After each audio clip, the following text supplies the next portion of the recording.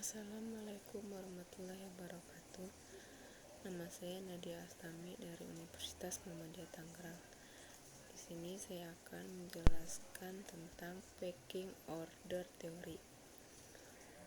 Menurut Cahyo pada tahun 2016, pecking order teori adalah menetapkan suatu urutan keputusan pendanaan di mana para manajer pertama kali akan memilih untuk menggunakan laba ditahan, utang, dan penerbitan saham sebagai pilihan terakhir. Menurut Made Sunanda pada tahun 2015, terdapat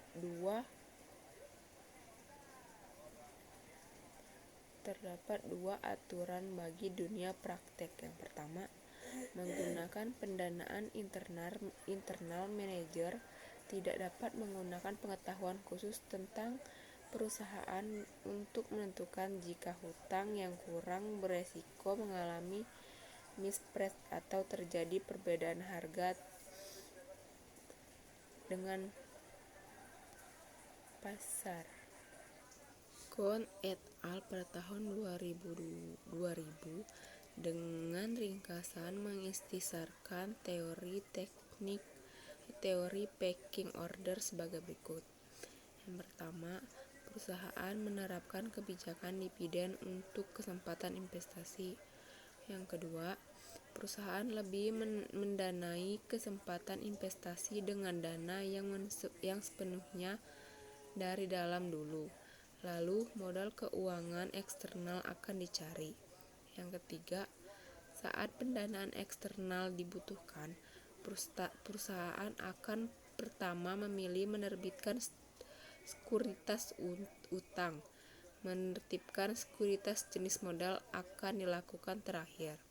Yang terakhir, untuk mengantisipasi kekurangan persediaan kas karena adanya kebijakan dividen yang konstan dan fluktuasi dari tingkat keuntungan serta kesempatan investasi. Perusahaan akan mengambil portofolio investasi yang lancar tersedia. Pecking order teori mengemukakan adanya urutan sumber dana dalam pembuatan keputusan pendanaan perusahaan. Ketika perusahaan membutuhkan dana untuk keperluan biaya investasi, seharusnya perusahaan membiayai kesempatan investasi dengan cara dana internal terlebih dahulu. Jika keperluan untuk investasi tidak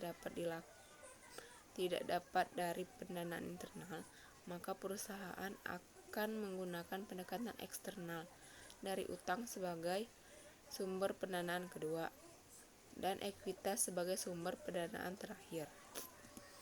Teori pecking order menjadi salah satu teori yang memiliki keterkaitan dengan variabel dependen, yaitu cash holding.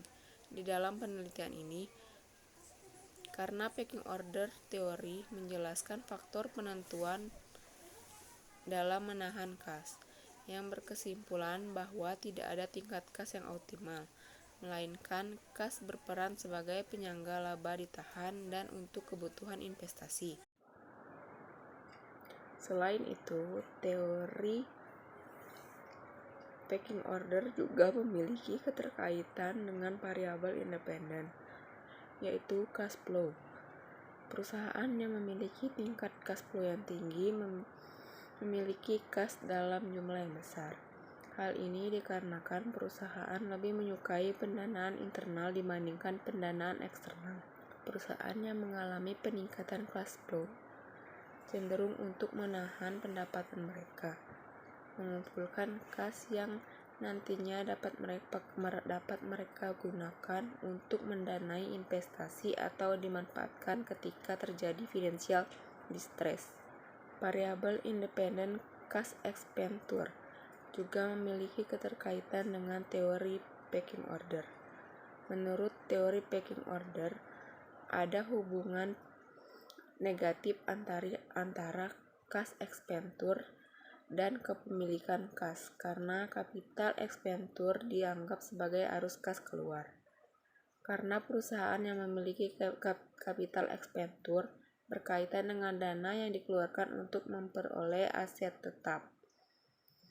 Jika sebuah perusahaan berinvestasi dalam aset tetap, hal ini mengurangi posisi kasnya.